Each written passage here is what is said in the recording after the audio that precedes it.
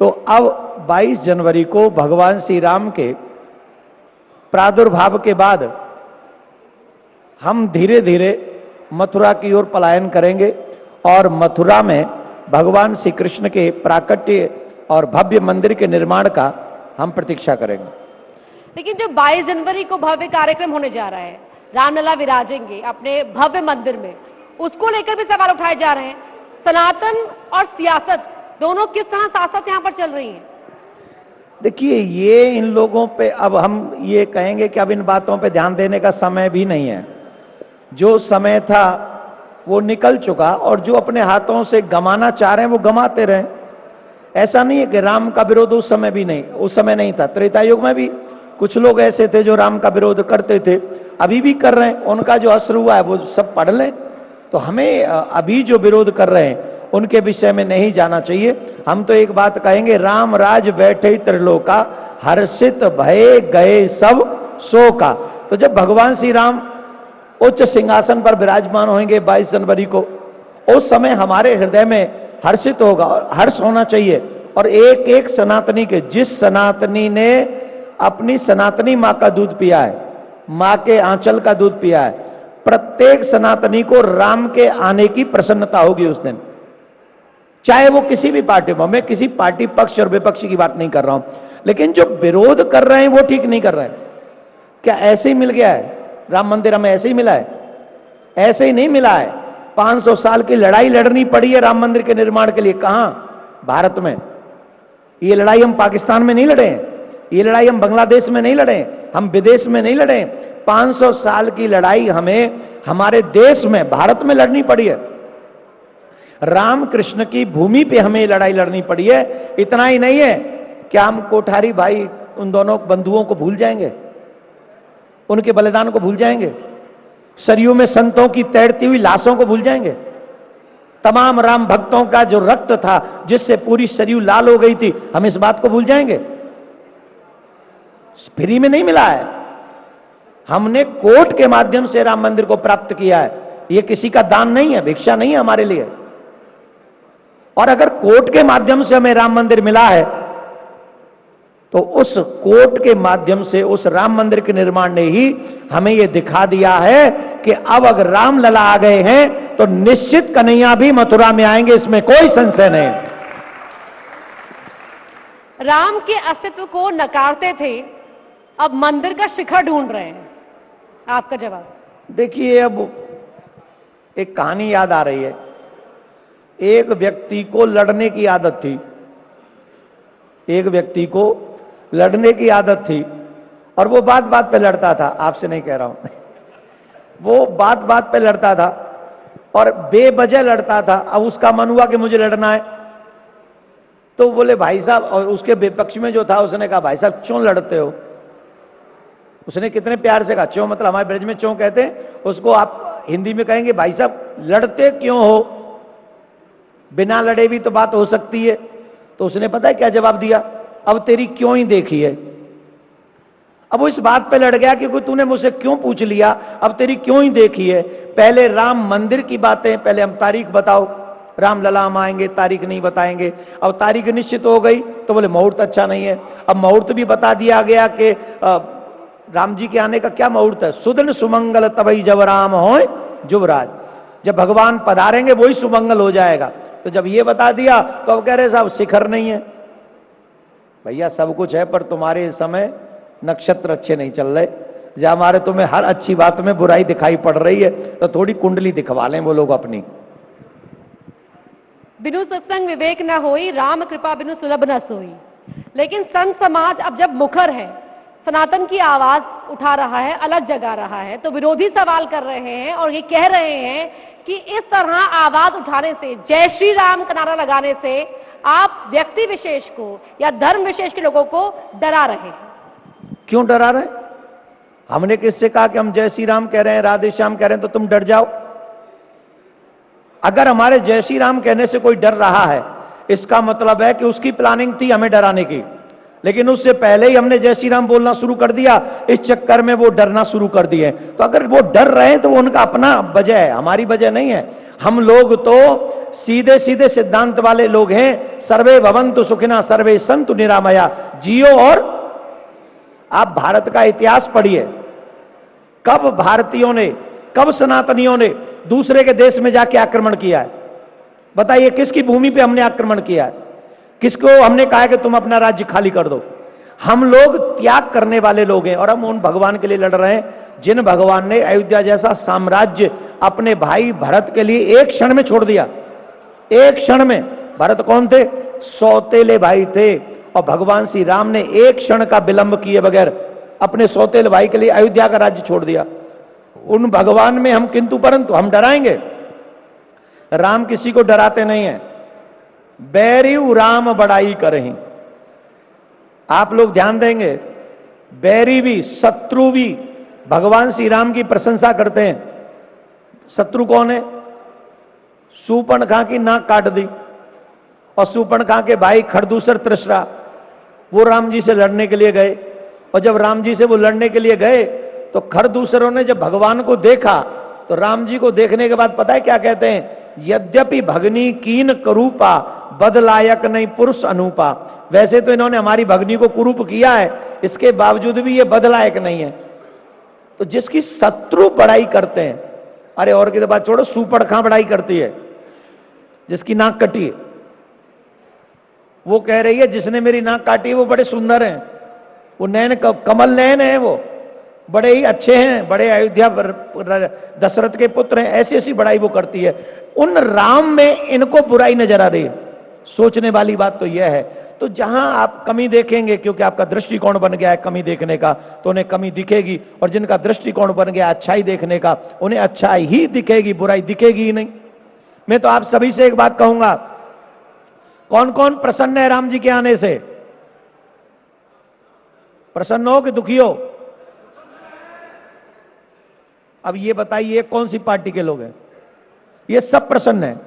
और ये इसलिए प्रसन्न है क्योंकि ये भारत में प्रकट हुए हैं, इनका जन्म भारत में हुआ है। ये इसलिए प्रसन्न है कि इन्होंने सनातनी मां का दूध पिया है। ये इसलिए प्रसन्न है कि इन्होंने रामायण को कभी न कभी पढ़ा है, राम को थोड़ा बहुत जाना है। जिन्होंने राम को जाना है वो राम मंदिर के आने से बड़े प्रसन्न है। और हमारे लिए यही महत्वपूर्ण है। राम जी का जब जिक्र होता है, उनकी बात होती है, तो हनुमान जी का उल्लेख करना जरूरी हो जाता है। अयोध्या में किस तरह से कायाकल्प हुआ है, देश राममय हो चला है। दिल्ली में भी सुंदरकांड का पाठ हो रहा है। पश्चिम बंगाल में सरधर्म संभाव का पाठ हो रहा है। बदल रही है सियासत। नहीं, अच्छी बात है। दिल्ली में क्या हो रहा है? हमारे पास तो मथुरा है, मथुरा के पास दिल्ली है ना, तो दिल्ली की चर्चा करने में ज्यादा आनंद आएगा। करें? दिल्ली में सुंदरकांड का पाठ हो रहा है, बड़ी खुशी है। चकाचक खूब सुंदरकांड पढ़ो। पर एक बात याद रखो कि सुंदरकांड के बाद ही लंका कांड आता है। ये याद रखें, सुंदरकांड करना है करो, पर कहीं लंका कांड ना हो जाए, उससे सावधान रहना। तो सुंदरकांड की चौपाइयों को अपने जीवन में उतारो। वो चौपाई क्या है? बोले श्रवण सुजस सुन आयऊ प्रभु भंजन भवभीर, त्राहि त्राहि आरत हरन चरण सुखद रघुवीर। हे राम, मैं तुम्हारा यश सुन के आया हूं। ये कौन कह रहा है? विभीषण, रावण का भाई। वो रावण का भाई जिस रावण ने अपने भाई को लात मारकर लंका से निकाल दिया है, वो रावण का भाई राम जी के यश को सुन के आया और कहता है कि मैं आपका यश सुन के आया हूं, अब मुझे आप अपनी शरण में रखिए, आप मुझे त्याग मत कीजिए जिससे मेरा कल्याण हो जाए। दिल्ली में मैंने सुना है एक धर्म के, विशेष धर्म के धर्मगुरुओं को सैलरी दी जाती है। आप समझ गए होंगी। और वो दिल्ली सरकार देती है। लेकिन सनातन धर्म के जो पुजारी गण हैं दिल्ली में, उनको कोई सैलरी नहीं मिलती है। तो अगर सुंदर कांड का पाठ करना है तो अपनी सरकार के कामों को भी थोड़ा सुंदर बनाइए, जिससे जितना और लोगों को सैलरी दे रहे हो उतना ही मंदिर के पुजारी और जो सेवक हैं उनको भी सैलरी देना प्रारंभ कर दो, जिससे लंका कांड ना हो। संत का सियासत में क्या काम, ये सवाल उठाने वाले कह रहे हैं कि जो संत समाज आज मुखर होकर सनातन की संस्कृति की बात कर रहा है, दरअसल वो राजनीति में एंट्री चाह रहा है। एंट्री, ये एंट्री चाहते हैं वो लोग सनातन को जानते नहीं। बताइए, विश्वामित्र जी का राज सत्ता पर अधिकार था कि नहीं? सदानंद मुनि का, सतानंद मुनि सत्ता पे अधिकार था कि नहीं?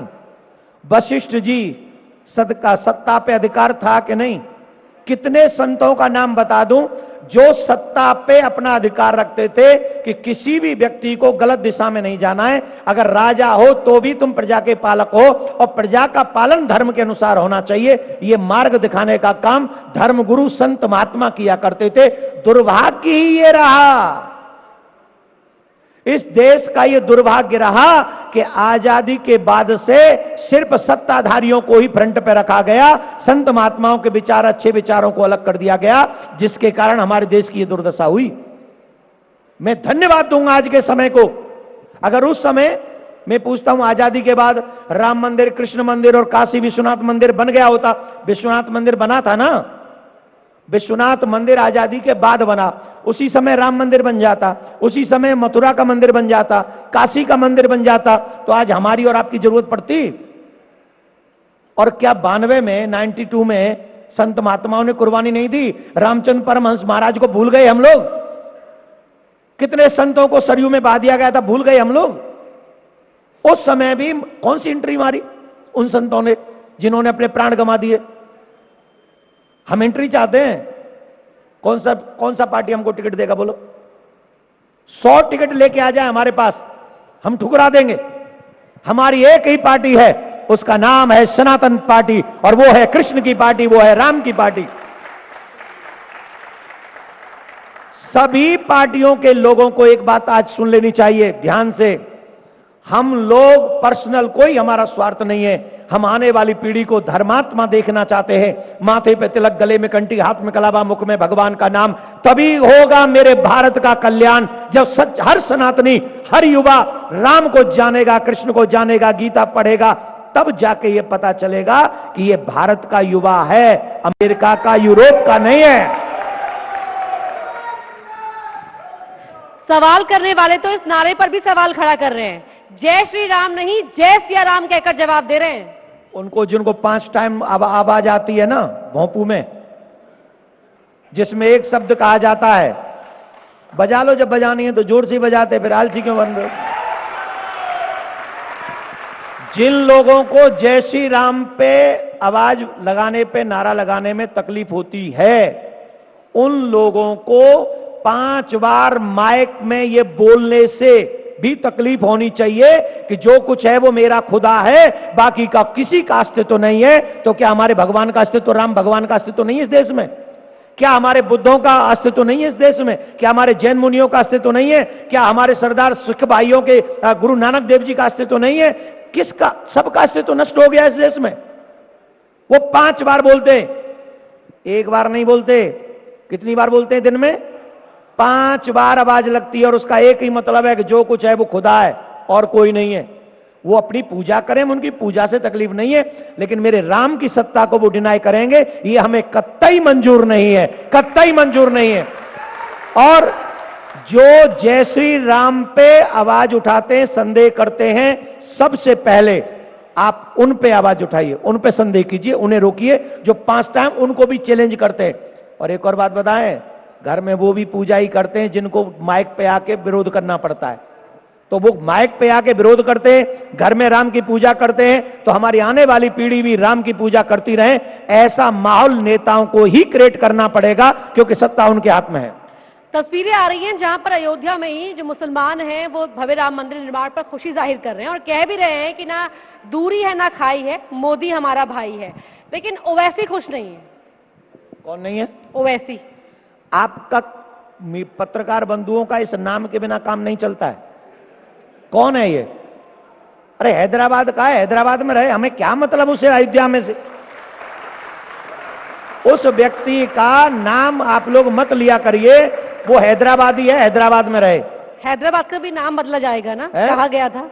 हैदराबाद का भी नाम बदला जाएगा, कहा गया था। समय अच्छा रहा तो ये भी होगा, समय अच्छा रहा तो ये भी संभव है। संभव क्या होगा ही, आज नहीं तो कल होगा। तो मैं ये कह रहा हूं, जिस व्यक्ति का आप नाम ले रहे हैं वो व्यक्ति क्या कहता है, हम अपने दूसरे किसी और उनकी पूजा स्थली को कुर्बान नहीं देखना चाहते, ये बोलता है ना वो। उसको पहले ये बताना चाहिए कि औरंगजेब ने बाहर से आक्रमण करके, बाहर से आके हमारे देवालयों को, हमारे मंदिरों को उसने पहले तोड़ा है। और जब पहले उसने तोड़ा है तो हम तो अपनी ही जगह को वापस मांग रहे हैं ना, और अपनी जगह को मांग रहे हैं। ये सनातनी है जो कोर्ट के माध्यम से जा रहे हैं। राम जी का मंदिर बन गया है, राम जी का काम करेंगे धूमधाम से, राम मंदिर बना है धूमधाम से, हम भी उत्सव 22 को मनाएंगे धूमधाम से, और मथुरा, अयोध्या के बाद मथुरा भी जाएंगे धूमधाम से, काशी भी लेंगे, मथुरा भी लेंगे धूमधाम से। वो कह रहे हैं अयोध्या, मथुरा, काशी, इसी पर नहीं रुकेंगे आप। कौन कह रहे हैं? जो सवाल उठा रहे हैं। तो इसका मतलब है वो अपने आप को ज्यादा अच्छे से जानते, और वो थोड़ा बहुत हम लोगों को भी जानते हैं। अब वो ये भी जानते हैं कि इतिहास में कितना बुरा हम लोगों के साथ किया गया। ईमानदारी से वो अपने ही जिसकी पूजा करते हो उसकी कसम खा के कह दें, उसी की कसम खा के कहें जिसकी वो पूजा करते हैं, कि उन लोगों ने हमारे साथ कितना बुरा किया। एक एक सत्य बताएं टीवी चैनल पे आके। उन लोगों को अपने, जिसको भी वो मानते उसकी कसम खाएं और गिनाएं कि हमारे साथ कितना अन्याय हुआ है इतिहास में। इतिहास में हमारे साथ इतना बुरा किया गया है, इतना बुरा किया गया है कि आज मैं टीवी चैनल पे बोल नहीं सकता। ये इतिहास लिखता है, गूगल बताता है। आप लोगों को मेरी बात पे विश्वास ना हो, अगर आपको मैं फेक लगता हूं तो आप गूगल चेक कीजिए, आपको गूगल में पता चल जाएगा कि हमारे साथ कितना बुरा हुआ है। और गूगल मेरा नहीं है, गूगल सनातनियों का नहीं है, गूगल भारत का नहीं है, समझ रहे हैं ना? तो इसका मतलब गूगल भी गलत है। गूगल गलत है कि हैदराबादी? बोलो कौन गलत है? हैदराबादी गलत है ना? अच्छा, स्वामी प्रसाद मौर्य भी कह रहे हैं, वो कह रहे हैं कि मंदिर तो थे ही नहीं, पहले बौद्ध मठ थे। स्वामी प्रसाद मौर्य कह रहे हैं कि पहले बौद्ध मठ थे जिन पर आक्रमण करके मंदिर बना दिए गए। आपके चैनल के माध्यम से मैं अखिलेश जी को फ्री में एक सलाह देना चाहूंगा, फ्री में, कोई चवन्नी नहीं, कोई चार्ज नहीं। अगर उनको मेरी सलाह अच्छी लगे तो स्वीकार करें, नहीं तो सलाह ही तो है, डिनाई कर दें। अगर थोड़ा बहुत भी अपनी पार्टी का भला चाहते हो और स्टैंड चाहते हो तो जितनी जल्दी हो सके, जिसका नाम आपने लिया है, प्रसाद बांट दो। आप नाम भी नहीं लेंगे क्या? क्योंकि उनका लक्ष्य है ना सनातन को टारगेट करने का। मैं ऐसे लोगों का नाम क्यों लूं?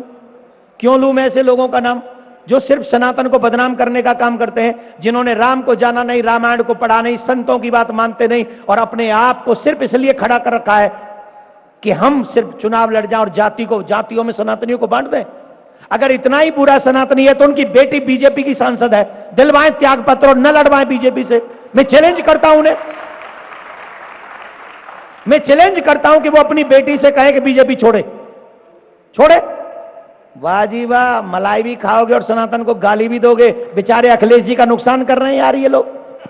अखिलेश जी भी इस मंच पर आए थे, वो कह रहे थे, जब उनसे कहा गया, सवाल पूछा गया एक गाने को लेकर कि जो राम को लाए हैं हम उनको लाएंगे, ये गाना बहुत चल रहा है, तो उन्होंने कहा कि मुझे भी एक गाना याद आ रहा है। क्या याद आ रहा है? रामचंद्र कह गए सिया से, आगे उन्होंने नहीं बोला। लेकिन अच्छा देखो, अखिलेश जी मेरे प्रिय हैं, मैं एक बार दो बार मिला हूं उनसे, उनके विषय में मैं पर्सनल कोई टिप्पणी नहीं करूंगा, पर सलाह मेरी सही है उनके लिए। और मेरी सलाह को न माने तो वो पिछले इलेक्शन को चेक करके देख लें। जैसा लोटा उन्होंने डुबाया है ना दूसरे ने, जिसका नाम आप लेते हो, ये लोटा नहीं पूरी बाल्टी डुबाएगा 24 में। क्यों? मैं ऐसे नहीं कर रहा हूं, मैं किसी पार्टी का आदमी नहीं हूं। अब वो तुम देख लो क्या क्या चलवाते हो, मैं ऐसी बात नहीं करता। पर मैं एक बात जरूर कहता हूं, ध्यान से सुन लें सभी लोग। रामायण में एक चौपाई है, राम विरोध न उवरस। ब्रह्मा विष्णु एस। जो व्यक्ति राम का विरोध करेगा उसे बचाने वाला न तो ब्रह्मा जी उसे बचाने वाले, न शंकर भगवान उसे बचाने वाले, और ना ही नारायण उसे बचाने वाले। तो जब नारायण, ब्रह्मा और शिव जिसे नहीं बचा सकते उसे कौन बचाए? धरती पे कोई बचा सकता है? प्रमाण चाहिए, प्रमाण देता हूं। रावण ने काल को पाटी से बांध रखा था, पवन देव झाड़ू लगाते थे रावण की लंका में, अग्निदेव रसोईया थे लंका में, ब्रह्मा जी बिना बुलाए हर दिन आते थे वेद सुनाने रावण को, बिना बुलाए आते थे हर दिन। कौन? ब्रह्मा जी। और उसे कुछ नहीं हुआ, 72 चौकड़ी राज्य किया उसने। एक चौकड़ी किसको कहते मालूम? जब चारों युग एक बार निकल जाते हैं, सतयुग, त्रेता युग, द्वापर युग और कलयुग, जब चारों युग एक बार निकल जाते हैं तब होती है एक चौकड़ी। रावण ने किया 72 चौकड़ी राज्य, कुछ नहीं बिगड़ा, कुछ नहीं बिगड़ा। लेकिन जब उसने राम का विरोध किया, राम का विरोध करते ही उसका फल क्या हुआ? बोले रहा न को कुल रोव निहारा, राम विमुख असहाल तुम्हारा। जब रावण ने राम का विरोध किया तो उसके कुल में उसे पानी देने वाला नहीं बचा।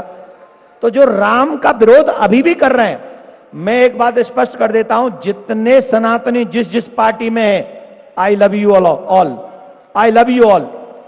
आप अपने विचारों से कहीं होंगे, हमें कोई मतलब नहीं उससे, हम धर्मगुरु हैं। आप जिस पार्टी में हो रहो, लेकिन राम का विरोध करोगे, इट्स माई सब्जेक्ट। आप धर्म का विरोध करोगे, इट्स माई सब्जेक्ट। धर्म का विरोध करना और उसका पक्ष लेना ये राजनीतिक विषय नहीं, ये धर्मात्माओं का विषय है। अगर कोई नेता आके गंदी बात बोलेगा, रामायण जलाएगा, राम के ऊपर प्रश्न चिन्ह लगाएगा, तो उसका जवाब धर्माचार्यों को देना होगा और उस भाषा में देना होगा जिस भाषा को वो समझता है।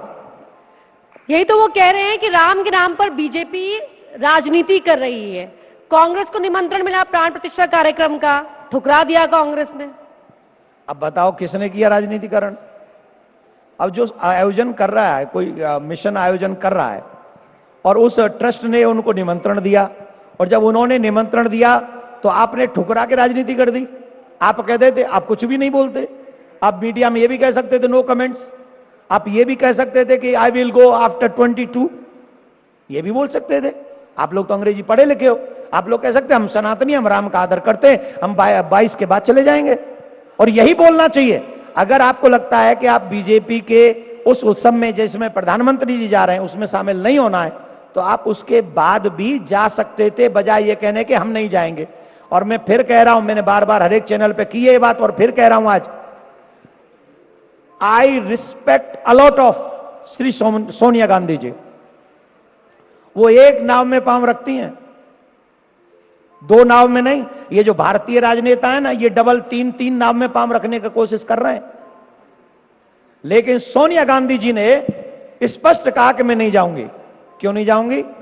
क्योंकि उन्हें मालूम है कि वो क्रिश्चियन धर्म को फॉलो करती हैं और वो अपने धर्म के आगे, और यही होना चाहिए हर धर्मात्मा को, हर धर्मात्मा को यही होना चाहिए कि वो अपने धर्म को फॉलो करे, बाकी सबके लिए काम करे, बाकी सबके लिए काम करे, लेकिन अपने धर्म, जैसे हमारे मोदी जी, हमारे आदरणीय प्रधानमंत्री जी ईमानदारी से सनातनी है। वो काम करने की बारी आती है 18-19 घंटे काम करते हैं, लेकिन जब सनातन धर्म को फॉलो करने की बात आती है तो कितने दिन से वो व्रत रख रहे हैं, नारियल पानी पे रह रहे हैं, अभी वो पृथ्वी पर शयन कर रहे हैं, कंबल बिछा के शयन कर रहे हैं। आप बता दीजिए, ऐसा कोई प्रधानमंत्री आपने इससे पहले देखा था? अब अगर हम इस सत्य को कह देंगे क्योंकि वो हमारे धर्म को प्रमोट कर रहे हैं या हमारे धर्म को युवाओं तक पहुंचा रहे हैं, तो लोग कहेंगे ये महाराज लोग बटरिंग करते हैं ना।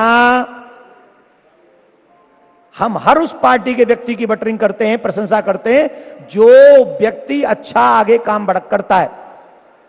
सोनिया गांधी जी नहीं जा रही हैं क्योंकि वो क्रिश्चियन धर्म को ईमानदारी से फॉलो करती हैं, लेकिन हमारे हिंदू क्या कर रहे हैं? घर में राम जी की पूजा और माइक पे आके राम का विरोध। किसके लिए? कुर्सी के लिए। ये कुर्सी कितने दिन रहेगी? कितने दिन रहेगी ये कुर्सी? 5 साल, 10 साल, 15 साल? उसके बाद भी आप और हम सनातनी जन्म हुआ है सनातनी जीवन जी रहे हैं और सनातनी ही मरेंगे। अगर हम सच्चे सनातनी हैं तो किसी भी कीमत पे हमें सनातन से समझौता नहीं करना चाहिए, धर्म से समझौता नहीं करना चाहिए। एक आखिरी बात मैं कहूं, मुझे याद आ रहे हैं भूतपूर्व मुख्यमंत्री श्री कल्याण सिंह जी,